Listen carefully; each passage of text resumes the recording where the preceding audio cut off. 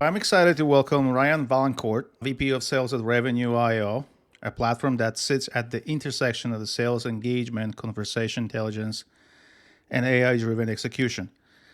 This conversation is about how sales is actually getting done today, where execution breaks, how AI fits into real workflows, and what separates top performing teams from everyone else. Ryan, I'm excited to have you on. Dimitris, Lizzie, thank you for having me. Excited to Yeah, be we're here. we're excited to have you from your very upgraded garden shed, which is only something you can do in LA. Me being in Vermont, I'm like, I wish I could turn my garden shed into an office space. You need a lot of heating. So much heating, not worth it. But anyway, so yeah, super excited to be chatting with you. Let's start with going a little bit back in time. What has been your journey into sales and what brought you to Revenue IO? Tell us a little bit about your story. Yeah, thanks for asking. So I stumbled into sales as a career. I actually started my career as a newspaper reporter.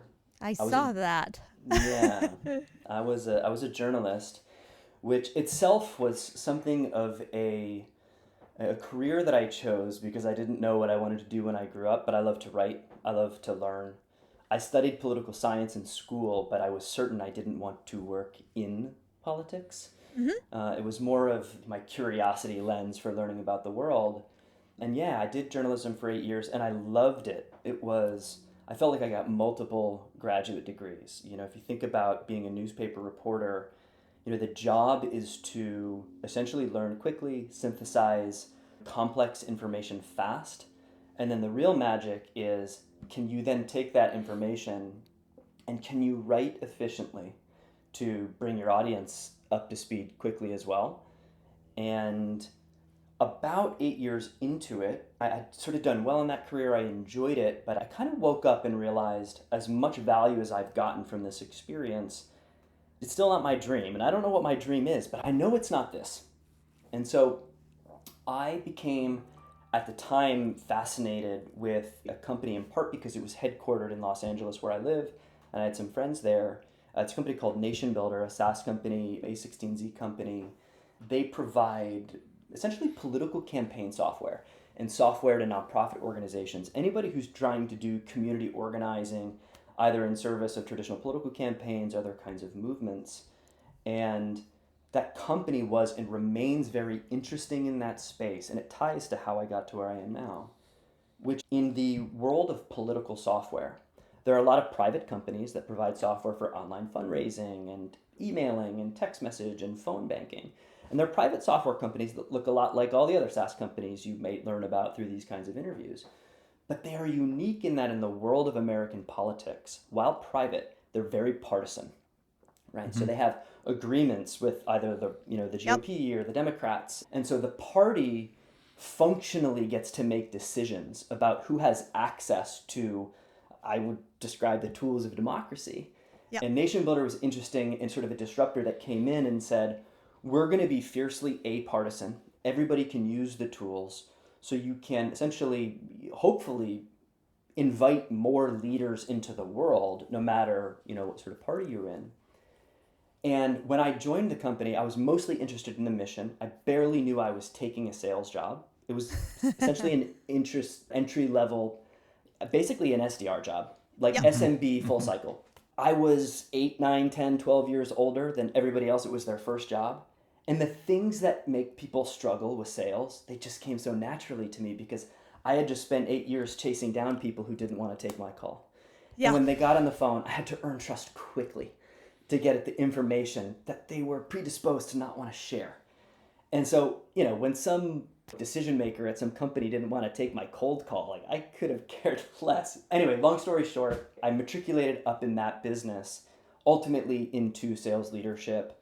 I really enjoyed the communication skills I had to learn and sharpen still there because as a seller, because of that apartisan nature, I was building relationships with people who I really disagreed with. Of course. And that was an interesting journey. And the thing that ultimately led me to Revenue IO was this light bulb that I'm passionate about improving personally as an effective communicator, teaching others how to do that. And sales just happens to be this incredible accountability framework where the stakes for being excellent at this, they're so high. Yep. And getting Quota- higher. And getting higher. Yeah. So I found Revenue IO then, interestingly, as a buyer. I was looking for tools to help me solve coaching problems. I learned about it. They were also in Los Angeles. And I thought, this is where I want to take my next growth journey. I know when I was looking and I saw you were a reporter in LA, I was like, oh, that's interesting. And then it's like, oh, makes sense. Like to be a reporter, you have to be such a salesperson. You have to pitch stories internally. Again, you have to get people on the call that are willing to talk to you. You have to be okay with getting a lot of no's, which is a big part of sales. So, and in research, like you have to learn about whether it's the story or the person you're talking to or whatever, which you're jumping on a sales call. It's like, I better do my research and I better take all this information in quickly and listen to them and like reiterate that back out like in discovery or whatever it may be. So it's an interesting journey, but it makes a lot of sense. The one thing, I agree with everything you said. The other thing that it taught me that is super applicable and I found is maybe the most important trait or skill I've seen in high-performing sales reps and consultative B2B enterprise sales. Everything that you just said I would describe as functional tools of empathy, writing. What Yep. you didn't mention, but I would add, is the ability to challenge. Yes. You know, Yes. right? That was the cornerstone that connected it for me. I couldn't agree more. I was getting sold by an insurance agency today and he kept challenging me and you know what? It worked. And you have to be, for the most part, there's a few times I pushed back, but he rolled with it. And it's like, that is really a big part of selling, of partnerships, of customer success, of anything, to be like, I know this is what you think and how you feel, but what if we did it this way? So yeah, a lot of good parallels. So you've been in sales, the sales engagement category for it's about 7 years now. That's right. It's changed dramatically, I would say, over the last decade or so. How have you seen it change during your time at Revenue IO? I think you go back 10 years and the buyer landscape. Buyers were generally focused on one of two priority problems, and most of the time it was the first of the two that I'll name. And the first one was productivity. You know, it was using technology to do more. That's the origin of sequence tools. Prior to sequence tools, there was already like pretty good maturity in the world of sales dialers, which was RingDNA's origin, Revenue IO, formerly known as RingDNA. And it was about how do I enable people to do more in a shorter period of time and do so in a way that also collects actionable, easy to read activity data so I can make optimizations to productivity, get more out of my funnel. The second priority, which came a little bit later in that last decade, was conversation intelligence. It was only like 5 years ago where conversations about conversation intelligence to enable coaching in a sales context often got to some point where buyers said, the transcript in this recording has got a couple of words wrong. The magic at the time was in NLP and natural language processing, but even 5 years ago, the accuracy of the most cutting edge NLP was still like 92%, and now it's 99.94 or something like that. Just the profound change in that category is crazy. In my experience at the time, buyers were scrounging together budget to prioritize solving one of those problems, sales engagement or conversation intelligence. And over the past 3 or 4 years, what you see happening in the market is companies attempting to converging like those two categories. I think what's interesting about Revenue IO is we focused earlier on sales engagement, dialing, and conversation intelligence as needing to be one experience. And there are a couple companies who are sort of trying to do that. You've seen a lot of convergence in the space where, hey, I've got a history and a strong product in sales engagement, productivity, and I'm going to add conversation intelligence. And the way that I'm going to do it is I'm going to acquire a small conversation intelligence company and kind of bolt that on. Yep. Most of the companies have kind of struggled with a platform story, which is why we kind of focused over the past 10 years in building that from the ground up. Very cool. AI too, but that's obviously rapidly changing the category as well. In a sentence or two, how do you describe Revenue IO's mission? Officially, I would say generate more revenue with intelligent guided selling. Right in the name. Right in the name. I mean, the way that I like to think about it, I mean, it relates to that personal story and why I'm actually here. equip sellers to be excellent communicators. Yeah. All outcomes and performance, it all comes from that, including, by the way, being excellent internal communicators. It's not just, excellent pitches. Everything centers around how do I be more excellent at listening, empathy, Yeah. communication, challenge, even in writing, by the way. We'll touch on AI and writing and how do you bring empathy into that for sure. You obviously are very focused on the seller, but is that the main, persona that you're building for? Or are you building more for the managers, the RevOps team, leadership, all of the Yeah. above? What does that look like? I think part of why focusing on building like the full platform is challenging from a product development standpoint is we have to be building for definitely frontline sellers. That's the majority of the end user. But also, I think increasingly, and we could talk more about this, but I think the manager really is emerging as an even more important hero in the story than they have been historically. But also RevOps. You have this technology that is typically, it's approved, the budget tends to be owned by CRO, CSO, but nobody's making a 6-7 figure like sales tech SaaS investment that isn't highly influenced or even controlled by RevOps. And so they are all critical stakeholders, not only in evaluation, but the platform needs to work in different ways for them. Yeah, I haven't seen sales by anything that RevOps hasn't approved in a minute. And sometimes they sneak something in there and it's like, guys, what are we doing here? So it definitely needs to integrate well into the stack that they're using. So that makes a lot of sense. And I agree with you on the manager side. I think in the past, there was a lot of manual work for sales managers where pulling together the numbers, reporting out on those numbers, those things are getting more automated. And so they should have always been coaching, but coaching is even more and more important for managers. And so they need tools that can help them provide those good insights and really help coach and train their team up. That the very role of having a manager. Yeah, that's always been the role, but it's not what they always have done. Ryan, you can disagree with us. No, it's like I think you're right about this. That a lot of them don't do this. They don't really coach their people. But I almost feel like more often than not, they were not taught how to teach people how to be a good coach. They go from a sales rep to then having a bunch of sales reps to manage. That's the typical trajectory for a sales manager. Yeah.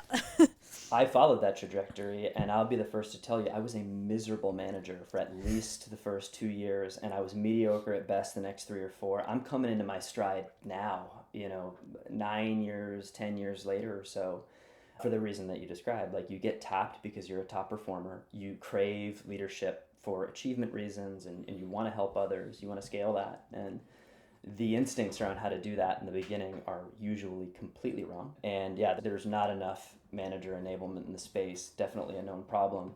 On the managers not coaching piece, this is the trench that I have lived in for the last 6.5 years.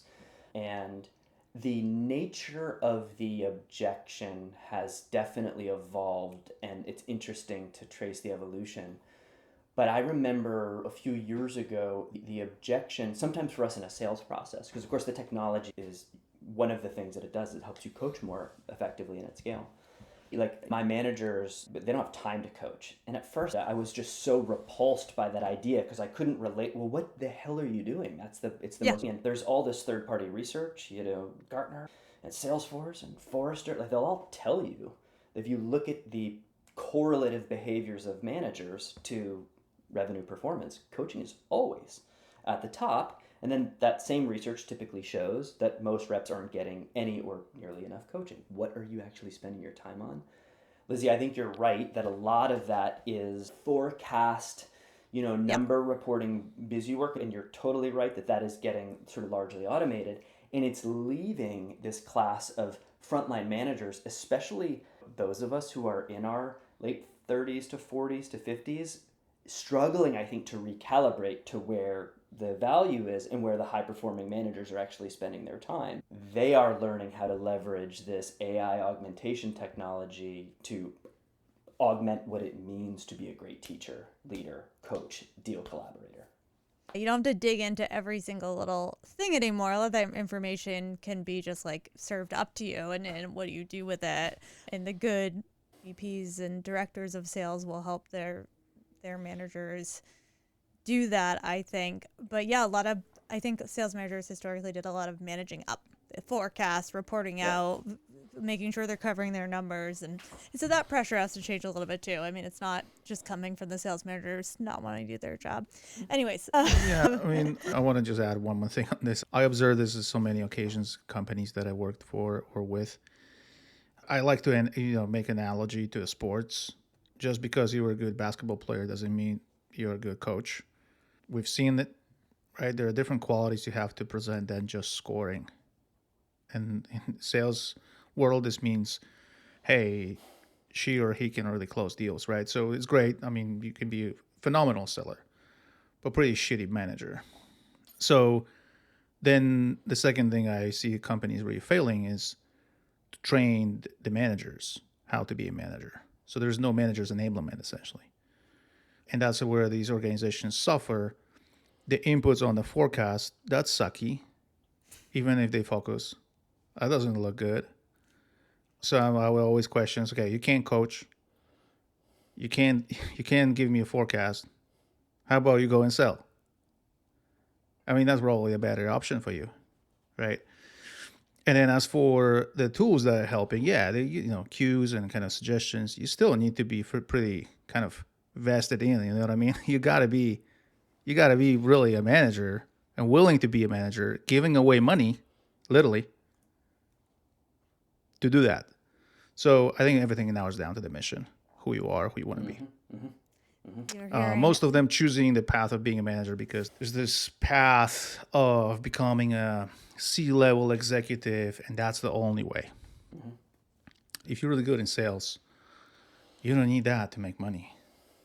And you can do, it's not but in some ways less responsibility to make the same amount of money. So it'll be interesting to see what that looks like. You're really seeing Dimitris's RevOps side showing with they can't forecast, they can't manage. No, I mean, some of these people are just great. I mean, you're putting them in almost any job, and they are just great. But because they understand what it takes, but they were taught also, hey, your life will change. You can't keep both things. You can't eat the cake and have a cake. Yeah. Right? Yeah. It's you got to choose. So there's so many things to unpack here, but in general, I think I'm not trying to say all the salespeople are sales managers, and that's not what I'm saying. I'm saying it takes different qualities. Just before we dive into the demo, what's the biggest misconception teams have about sales productivity? I love that one. I think in the AI context, what I've been sort of wrestling with as a misconception is this idea that AI is making reps more productive by speeding them up. And of course it does that, and it can speed up some important tasks. But I think the real potential is it's about enforcing better decisions and better execution faster, ideally in the moment. And I think that's the opportunity that we all have as sellers, as managers, wherever we are in this. It's just focusing on excellence right now.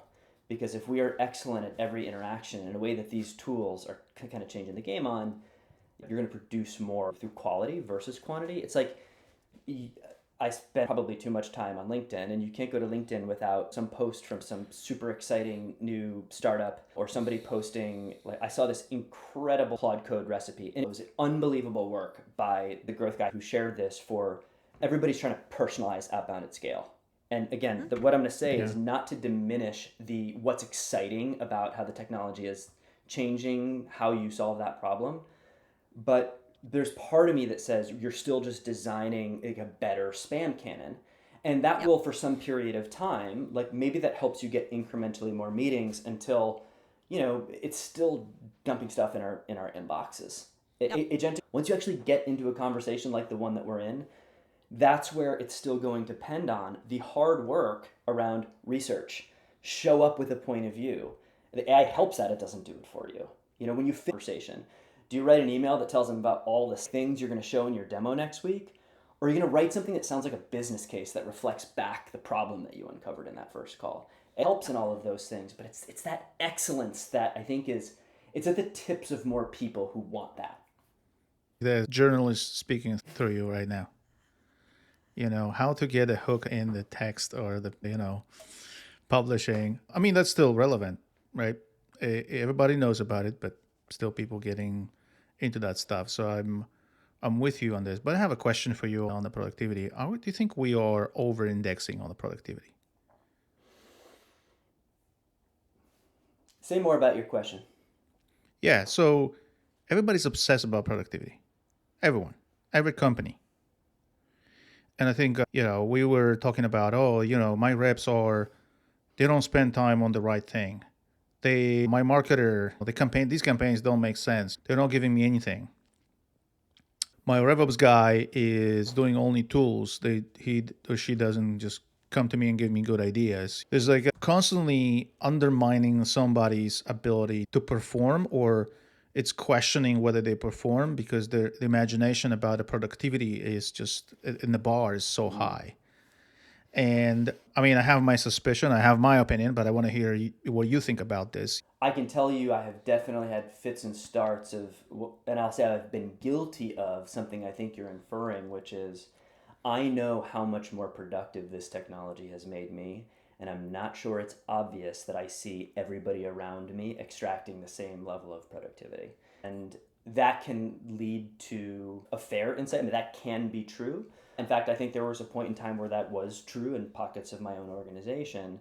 I think the question around do we have an unhealthy relationship with it is what do you do as an organization at scale and as a leader with that insight, even if it's just a hypothesis? Because they're very productive things that you can do in expressing expectations for what people are supposed to do and deliver that drives them to leveraging these tools of productivity. And I think that's part of the art of leadership. So as an example, our technology unleashed all kinds of generative enabled capabilities in the last 18 months. And on day one, it felt very obvious to me how this is going to be used by our customers, by our own users. And before that technology got released, I was anticipating, even internally, not an adoption problem, but that we weren't going to capture as much value as I believed was possible from it. And so I went to my chief product officer, his name's Jeff Shelton, and I was like, Jeff, there's something that has to be in this first release. If it's not in there, it's not ready. What has to be in that first release?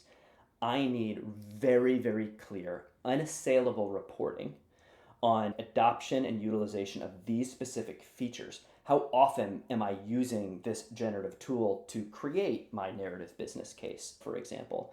Because what I wanted to judge is not just the quality of the output that the AI enabled, but am I spending cycles and actually going through it? Because there's a lot of things in the platform and a lot of SaaS platforms that companies may have visibility into utilization in their Gainsight type tool. Not all of that, every click goes into the customer facing application. Anyway, long story short, we did a big investment in adoption and utilization of all of this generative functionality, not just in our back end, but presented to the customer, because I was anticipating having to talk to the CRO, like, you have all of this amazing thing. Are you setting expectations around, in particular, manager adoption and utilization of this? Exactly. And that has been arguably the investment we've made into, and I can show you this, like visibility of adoption and utilization, specifically of AI functionality, I actually think has much more to do with the stickiness, retention, and NRR we're seeing in our customer base from this technology than the features themselves. Probably the productivity in the right place. A simple thing is 8 months ago, I still use Google to Google. I use Google a lot less to Google today. Every once in a while I do it. It's mostly when I get frustrated with the AI not giving me the answer I want, and then I go Google it. And so that was an adoption process for me. And it was trainings beating me over the head to use AI, and then using it and being like, oh my God, this is so much easier. So unless you're really focused on just try it. I need you to try it this amount of time. People aren't going to adopt it. It's like adoption of any new thing. I do with that one. Now I want your POV. I agree that the productivity comes from the selective things you do. You can attain productivity because I don't think the brain works like this. And also, the real productivity comes also from the individual's motivation. If you're not motivated, it's hard to attain this high level of productivity. I mean, even if you attain this for a while, at some point, you're going to have a decline on that front. So the motivation is a critical piece. And someone who works in sales like you understand this very well, right? The most opportunistic role in the company, and I'm not saying this in a kind of negative way. I'm saying that that's how you should be being in sales. You have to be opportunistic. You are on a mission for commission.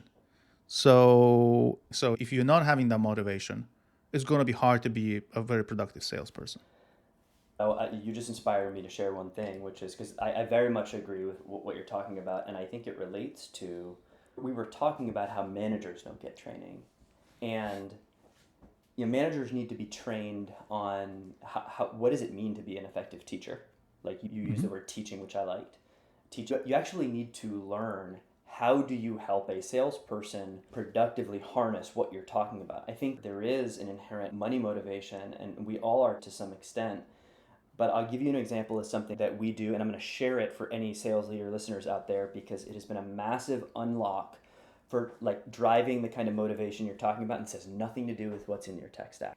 The thing that I realize, it's a simple concept, and we do this on an annual basis, and we revisit every quarter. I do this with all of my AEs, is take a second, and you need to do a serious reflection, get a little vulnerable. What is the most important thing that you want to do? What is most important to you over the next 5 or 10 years? And people invariably end up, they talk about providing for their family, it's sort of a big one. And it's nobody wants money. What people want is financial freedom, and they want what's connected to it. But you'd be surprised how long people sometimes go, and they haven't checked in with themselves on why am I actually motivated by that thing. And the best thing I've done to reconnect people with that daily motivation to grind and use these tools and whatever it is, the pursuit of excellence, is just remind them, why do they really care about the money piece? Yeah, it's a tool. Yeah. Yes. I agree with you.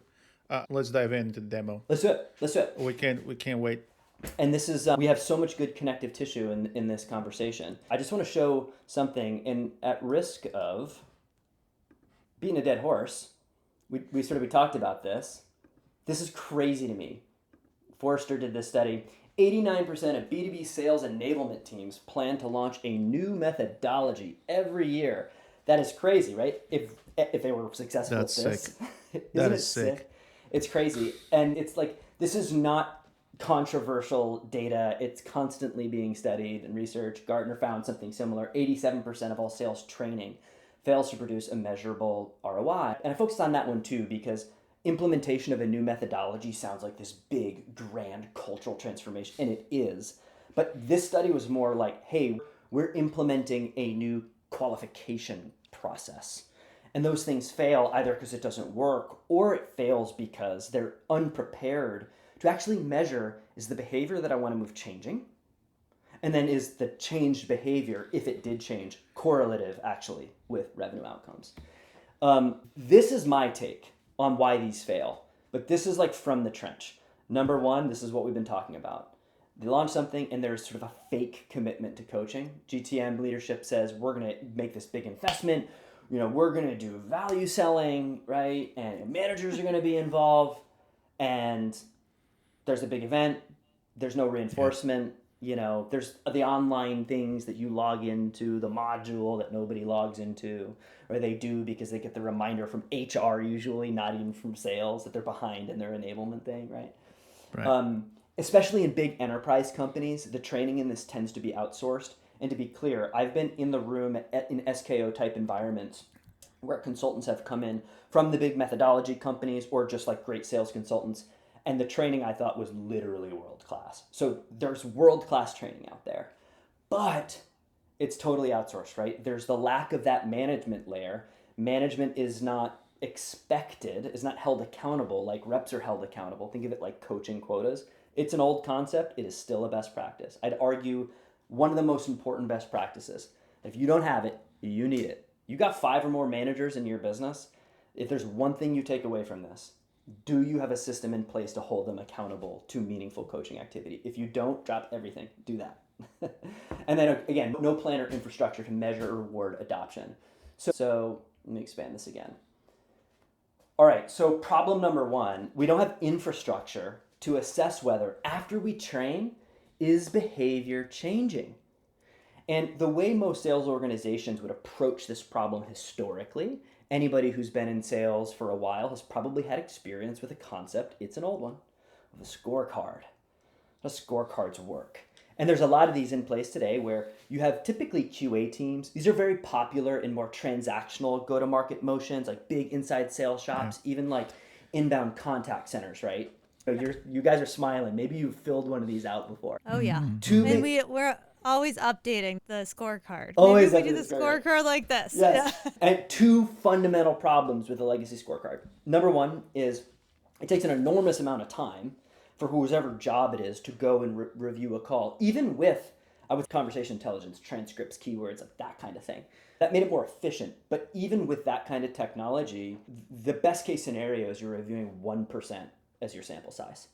Problem number two is because this is very expensive, you end up having the people reviewing, it's not the sales manager, it's not even sales enablement, it's like the QA team.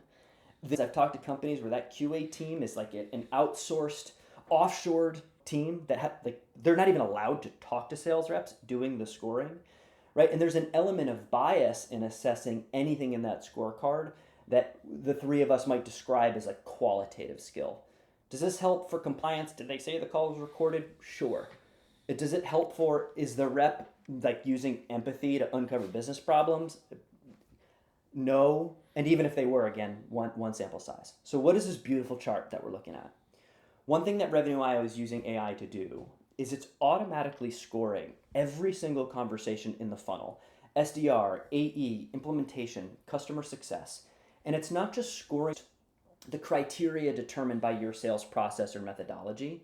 What's really important to know behind the scenes is that there's a configuration layer that determines which scorecard and thus which criteria are being evaluated based on the context of the sales conversation. This is a look at some of the configuration layer of the scorecard I'm going to dive deep into, which is a scorecard to assess the rep's effectiveness around our imaginary organization's like discovery process. And you'll notice it can be applied to specific roles, users, teams. You can get very granular with that. But then it has this sort of mapping layer into CRM. This is just any conversation in a particular stage. But you could layer in anything from all the other objects in CRM. You could take into account the industry. You could take into account any of your third-party data intelligence that's been enriched on the contact. All of that can determine what do we even want to evaluate on, right? So if you're in your 9th conversation with somebody and you're on the sort of a 1 yard line, you're not being assessed for essentially discovery skills, right? Yep. All right, a couple more things and I'll pause and get your feedback. So going back to the manager problem, when I was talking about managers saying, I don't have time to coach, when you really peel the onion back on that, most managers have actually tried, right? It's not that they never started. It's just that they would start to coach and then say, well, what calls do I coach on? And then, well, this call was 30 minutes long. Well, I guess I'll pick this one. What am I listening for? And I guess this is worth talking about. And the truth is, it's not that they didn't have time. It's that the time spent with the old tools, it was actually a low ROI activity. It wasn't focused on a skill that was going to move the needle. They weren't going to be able to measure behavior change. So a scorecard enables a manager to come in and say, hey, I'm looking at this because we agreed as a management layer with leadership and enablement that over the next 30 to 60, 90 days, we're running a sprint at just driving excellence in early stage qualification. Classic enablement focus. All right, I'm a manager. These are my people. How are we doing? Hey, pretty good. Like over the last 30 days, what this says is across all the categories that I'm evaluating against, right? We're 60, 61, and 74, these particular reps. But I can basically drill down into each of these categories and focus on individual skills. So, okay, the reps are doing a really good job summarizing back what the needs are, but they're sort of slipping and struggling. You can see this is the change over the past 30 days with my decision maker inquiry, decision timeline, sort of like the medic stuff. They're sort of struggling with. They haven't mastered this. And so I can use this to then zero in on what are the calls where they are showing the skill, right? And then what are the ones that they're not? And that then brings me into one of those individual conversations, right? So I'll use this to go into, again, this is a dummy call. It's been anonymized, but it's actually based on a real Revenue IO discovery call. So you should see things in there that would sound like hopefully a good discovery call for us. And you've got your usual conversation intelligence stuff. You can see the player, you can play that back, the transcript, all those things. And something that has become somewhat table stakes is a bit critical AI-generated summarization of the call. We're taking this, putting this into CRM.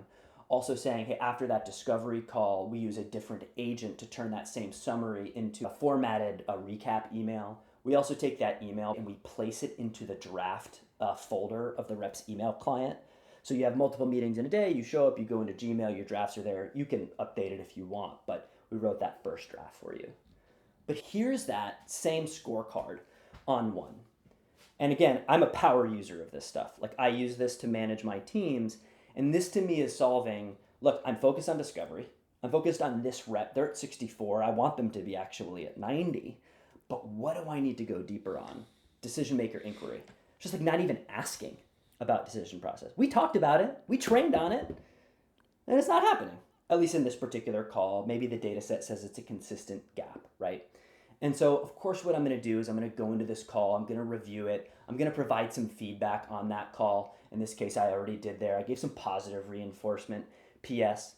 This is an example of one of those coaching actions, the playing of the call, the written feedback in the call, and then the interaction with my AI assistant, which I'll show you here as the coach, that is populating that utilization dashboard so my boss can see that, hey, I'm coaching. And then and the last thing, and then I will pause, is I talked about so we talk about AI embedded in the workflow of the user. This chat experience over here is a way for me to, as a manager, more efficiently interact with this call. What happened? How do I coach? How could they have sort of done differently? As the rep, I'm actually using this for excellence in my preparation, right? So I, as the rep, this is a discovery call, may come in here and say, I've got this safe prompt that says, hey, this was a discovery call. Based on this, draft my opening in my next meeting so I can be sure to show up with a crisp articulation of everything that I learned, like setting up that actual demo. And it's just sick. It's going to pull out quotes from the customer. And my reps are actually doing this. Like these are our use cases, right? And then as the manager, there's one thing I'll point out if you look closely here. Not only is this giving me a suggested script for how I set up that call, the AI is contextually aware of my sales process because there's a part of the platform that any customer can upload their enablement and their knowledge content as a form of training the model specifically to their process. Mm-hmm. I'll say, and then I'll shut up. More specific to them. Make it more specific to them. So we're talking about manager and rep, like how do I use this to post experience, measure behavior change? What I want to get to is a little bit more of the real time, but this is a good moment to pause and get your feedback. Okay, so I have one important question, at least from my perspective. So what I see here is a pretty good descriptive analytics where you tracking things, you listing them out, you structure the feedback so that it's easy to absorb and understand and follow. That's right. I see some action list as well. Fantastic.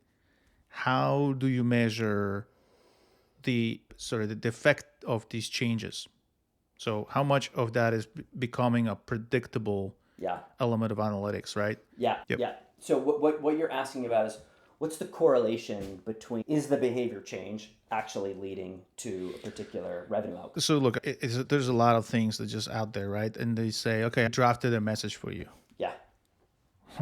Thanks. Yeah. Is it really going to change a lot of things?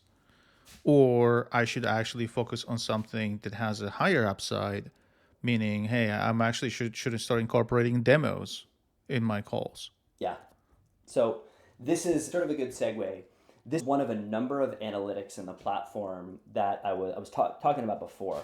How do we be prepared to demonstrate the correlation between adoption and utilization? And this is one of several. We call this X-ray. But if you look at it, there's a lot of data here that we actually had in the platform for a really long time. The customer said it was a little tricky to read. Essentially, you're familiar with, I think it was the Challenger sale that coined this now popular expression of a common problem, which is you got the top 20% of the sellers delivering 80% of the results. And so sales training should be focusing on moving the middle a little. If you look closely at this chart, what it's showing is on the left-hand side, it's ranking the performers, top 20%, middle 80, bottom 20. Again, this is kind of anonymized, somewhat dummy data. We still see that particular problem. And then what it's doing is it's leveraging generative to make the insights from this more extractable and more readable. For example, one of the things I'm going to show you shortly is how we take this insight and provide feedback to the seller in real time with a part of our product that we call moments. And what this is doing is it's ranking top performers up and down the organization against how they are interacting with and the guidance that they're actually getting. And so in this case, your outcome, it's literally closed won revenue. And each of these is a deep dive into the correlative behaviors. And I actually think a lot of the time you could make the case that it's causal, not correlative, but that's probably a whole can of worms, right? Yeah, I think the bottom line here is that you can really see what you're doing and how you're doing this, and eventually that score is just getting changed. So yeah, that's super helpful. I would love to try that at some point myself, or with some of my clients. Actually, I can see a lot of that being beneficial to them. It's definitely a tool that can help them to start understanding where the gaps are, when the opportunities are, because it works both ways, right? It's like she showed me the comparison between the reps. For the manager, that's gold. That's right. So now, if you think about like where we've been living right now in those analytics, aside from a quick look at how some of that generative experience enables a manager to more quickly interrogate a call, or a rep can use it to generate a call plan. I have that same experience, by the way. We were looking at a conversation on an opportunity, so I can take all the opportunity data and generate, for example, a business case. But it's still, those use cases are either pre-call or post-call. And so going back to how does the manager change? It's not just call review. The opportunity for the elite managers among us and those who are going to develop into them as users of AI and users of this technology is when I spot that somebody on my team is sort of struggling with X, like not asking about the decision maker or that process. One of the tools that should be in my holster is say, I don't want to have to wait for the scorecard. I want to contextually, and what did we used to do 10 years ago? Hell, a lot of people still do today. We'd have to join the call.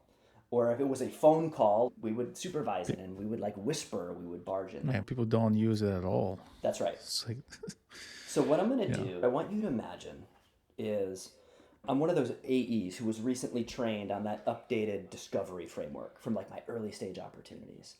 And the call that we're in right now is one of those calls. And for those of you who are watching the screen, you've got a bunch of blank space here. I just want you to imagine that this screen real estate over here, I'm the rep, and I'm actually looking at my customer on Zoom, Google Meet, or whatever it is. But sitting right next to me, I've got, this is what we call moments. And you can see, I will now zoom in so it's just easier to read. Revenue IO is contextually aware that I am meeting with somebody who's in one of those stages. And so based on that, we know what I need to do to follow that discovery process. There are other things that could happen dynamically or unexpectedly in this call that could trigger situational guidance, but these are things I know I need to do.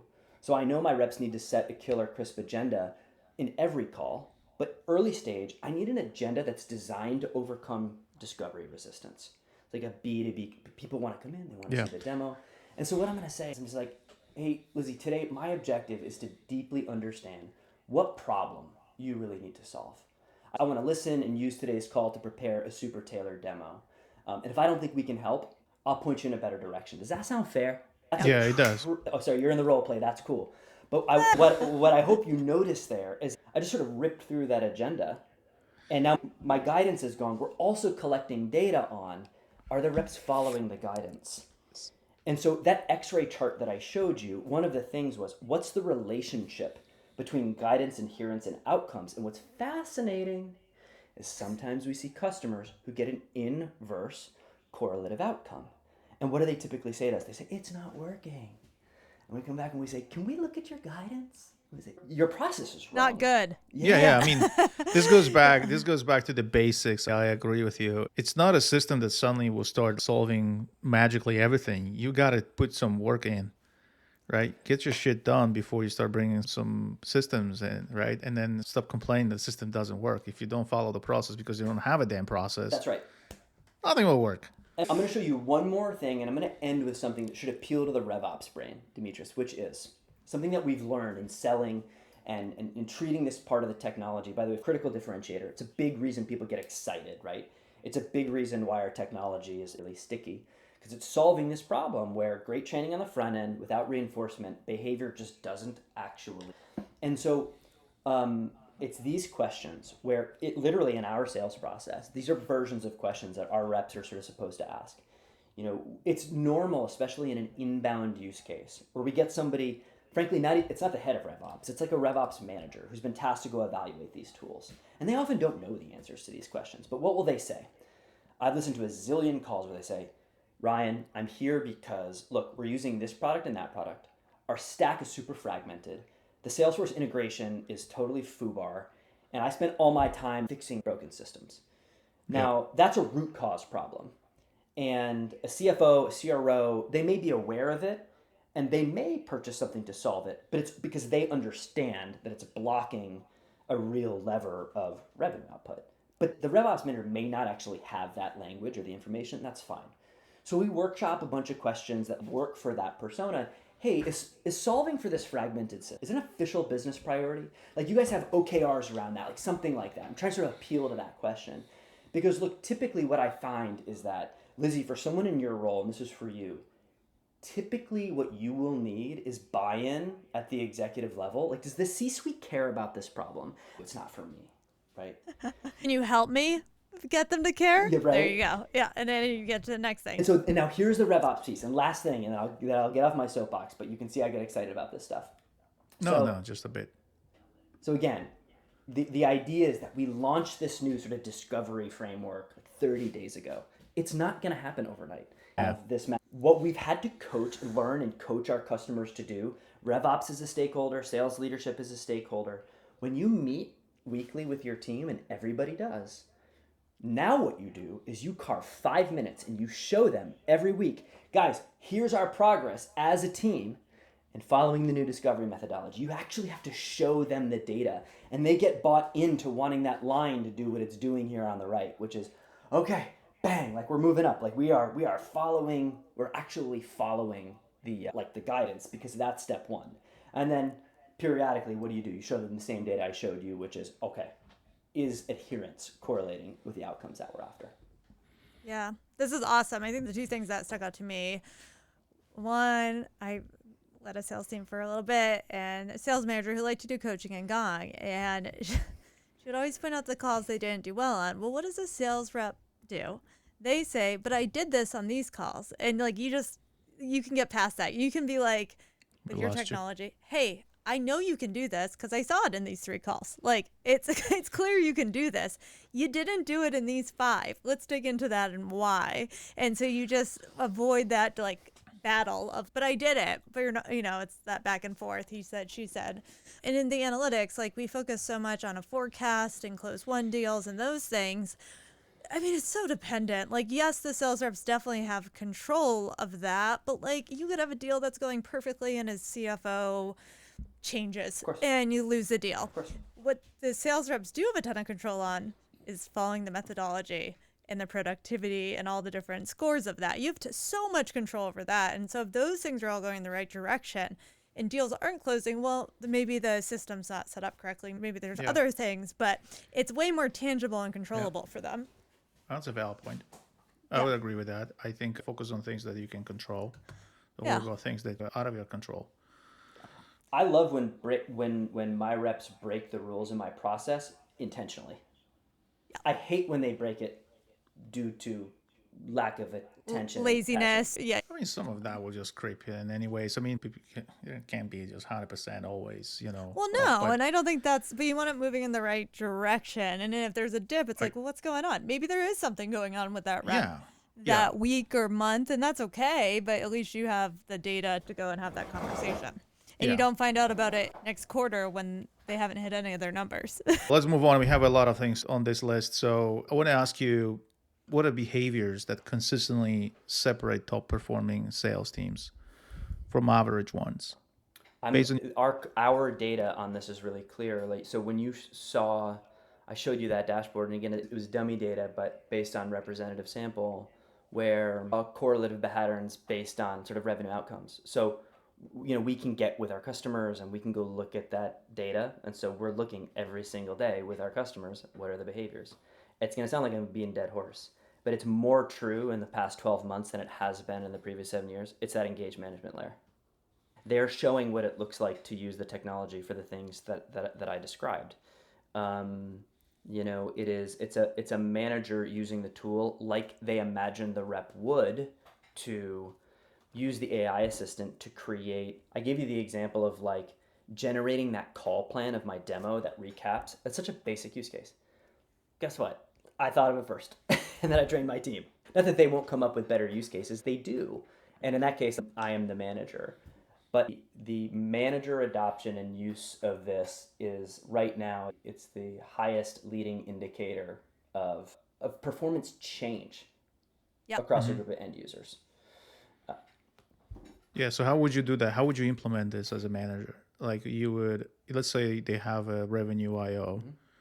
They should be incorporating this in the one-on-one. Everything in the one-on-one is around this, There's maybe separate meeting, additional meeting. How would you structure this? Yeah, so it depends obviously kind of on the scale of the company, like what stage you are. And fair. If you start kind of enterprise, like step one is you start with having buy-in at the CRO level that utilization of this tool for these use cases is required and expected and measured, period. And the measurement of it and the reporting of it kind of comes from usually RevOps or sales enablement up to that sales leadership. Like that accountability layer needs to be there, right? So managers are expected.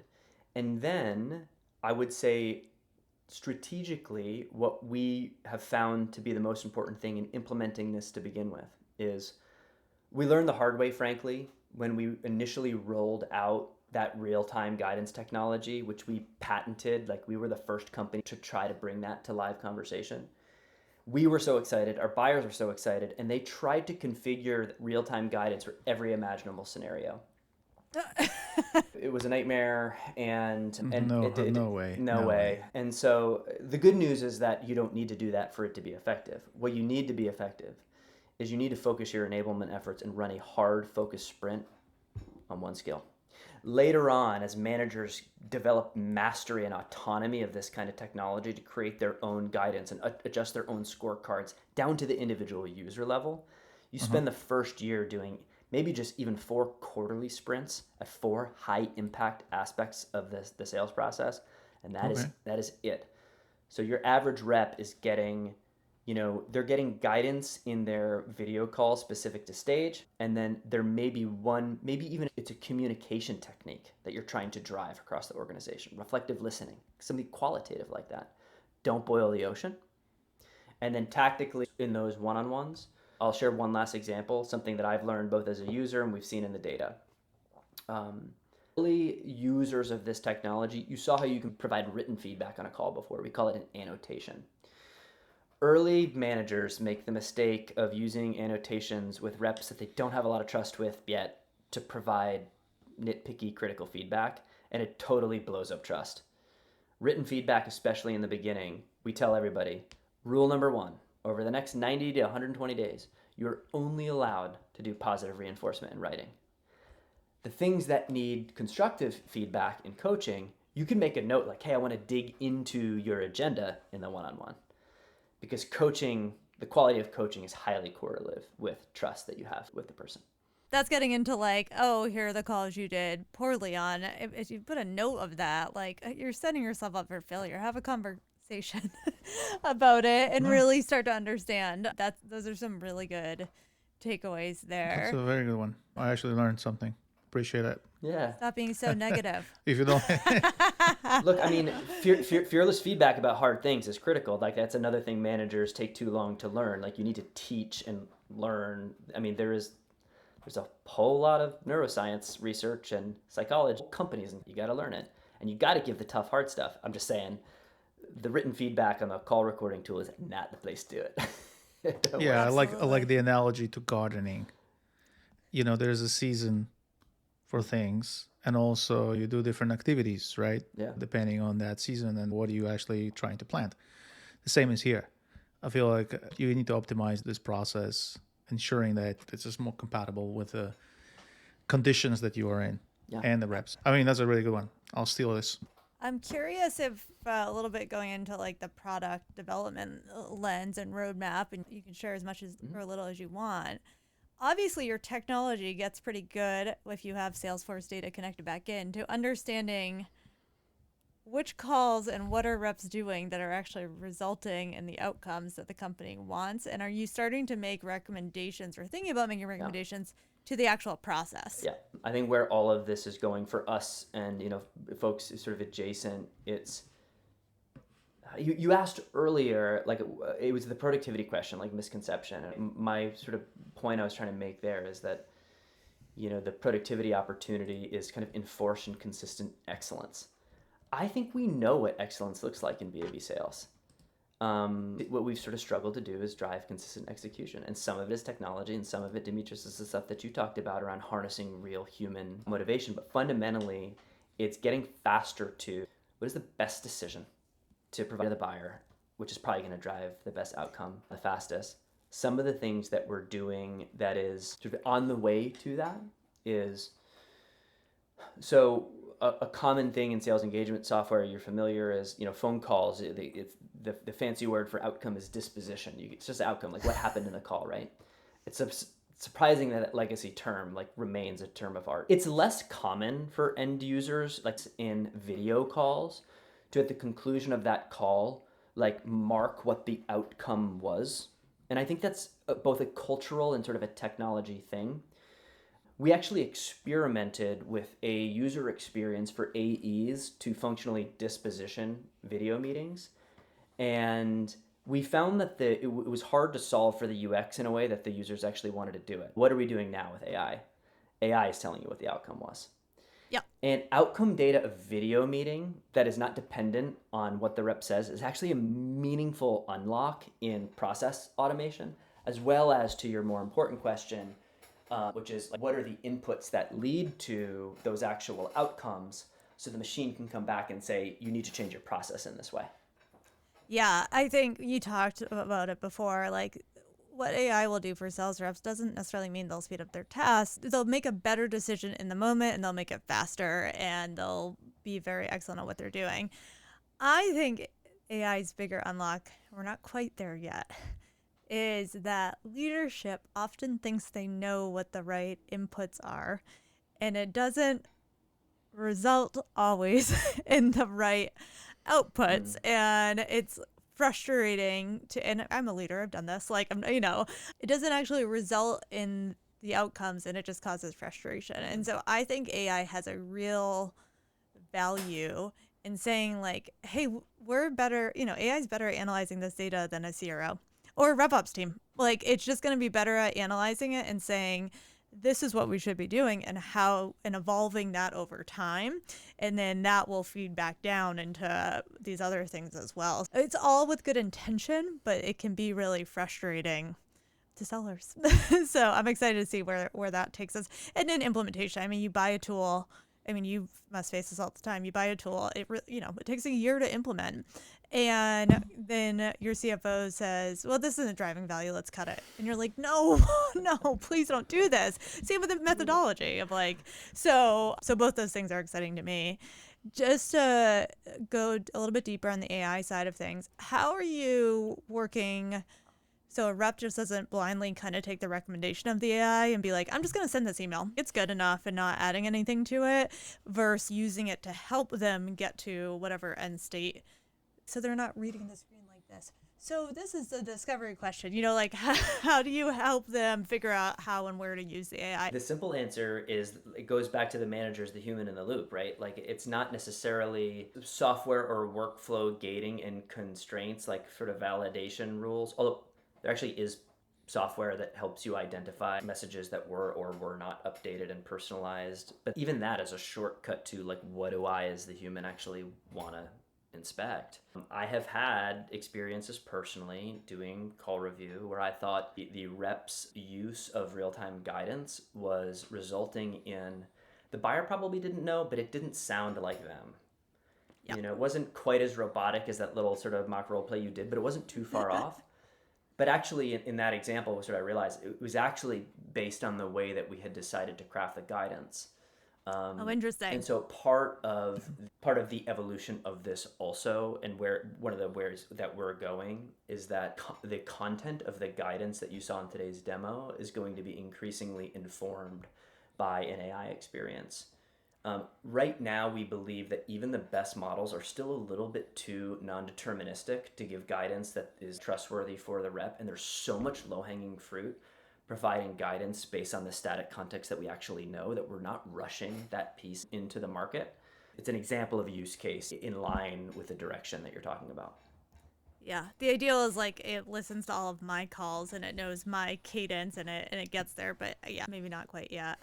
We've talked a lot about empathy, and I think that's like a big prediction of what if a deal's successful or not, and really understanding the customer. Are there like signals or data or intent or sentiment or anything like that that helps really predict a deal's success? Is all of it mixed together? Are there any indicators that really jump out through all this data and customers you've looked at? Yeah, I mean, again, the answer to this can be very different based on like the style. I think it's very different, and it's on a spectrum of transactional versus consultative. We sell to both kinds of go-to-market organizations, but are more consultative ourselves. And so I can tell you that what we see as the strongest signal of intent and likelihood 6-7 figure business to close is the active participation of a senior level buyer in a business case. And when I say active participation, I mean literally like going back and beating up the written expression of the value that we're working on, because the seller has effectively positioned themselves as, my job is to enable you to buy this internally. If it's getting to 7 figures, the seller's going to meet the CRO. If it's like 500K or lower, there's a really good chance they might not meet that CRO, but the CRO is deeply involved in the decision. And we used to be fixated on, well, how do we overcome the challenge to actually get there? What you need to do is enable your buyer to sell on your behalf effectively in the room. And so we look for the signals from the buyer. Are they bought into that? Are they participating in that collaboration? Yeah, it's a buying committee always, right, that you have to have in your pocket and start somewhere. I agree with you. One question regarding the industry outlook. So there's a lot of these platforms that right now trying to focus on the coaching, they're trying to focus on enablement. Some of them are coming from the kind of more traditional like document circulation enablement, right? Like there are multiple angles here. Do you expect to, or you already started to see any consolidation on the market here that is coming? I think we could do a whole other podcast focused on the part of our platform that addressed the sales engagement side. Today I decided to focus on some of the AI stuff because it's kind of close at my passion center. But I think what this is going to look and feel like is, in a few years, Revenue IO is still there, Salesforce is still there, your data provider tool is still there. Your marketing automation, I actually think, is still there also. That's inclusive of like AI on the website. I think marketing automation in some sense will still look somewhat similar in like 3-4 years. I just think that the experience for everybody involved in using those tools, it's going to make it look invisible. It's still those 4 companies. It's still those 4 applications. But the distinction between them in the integration layer is going to be so much more elegant. It's going to be invisible. And so, like, is Salesforce the execution layer, or is Revenue the execution layer? Yes, is the answer. I agree with on market trends. I like the options of like, what's the central platform for everyone to work in. I don't love Salesforce as that, but who knows? It could get better and better, and that could be the way it goes. Okay, rapid fire questions. I've already given a really good one, coaching quotas. But if you have another one, if a CRO is listening today and wants to improve execution in the next 90 days, where should they start? I'm saying it again. It's coaching quotas. I love that one. I love that one. After 1 hour, I think I knew the answer to that question. And then what's one mistake you see leadership teams make repeatedly when they're trying to fix sales? Waste 3 months like choosing which methodology you're going to implement, spending 7 figures on consultants to teach it without having infrastructure prepared to precisely measure behavior change and ROI. It's, focus more on how you're going to measure behavior change and result correlation before you even think about what the methodology is. There you go. Yep. Love that. What's one important lesson that you've learned about scaling revenue or revenue teams that's been a very hard lesson to learn? I'll be super blunt about this. My biggest weakness as a leader that was having the biggest negative impact on the business was I was ineffective recruiting and hiring, mostly because I didn't realize it, but I had not given proper obsession to figuring out my actual hiring profile. And I got it wrong for like 2 years and fixed it because I realized it and I was obsessed with fixing it. And so what I would say is obsess on your top performer profile and your strategy for vetting it, and then deviate from that profile and die. I love it. Ending with some vulnerability, right in line with empathy. Couldn't agree more with that. Well, Ryan, it was so much fun chatting with you. We're going to have to do another episode when we dig in on some other things we've talked about and we couldn't go deeper. But thank you so much for the time today. I appreciate it. So grateful for y'all having me. Thank you so much. Thank you.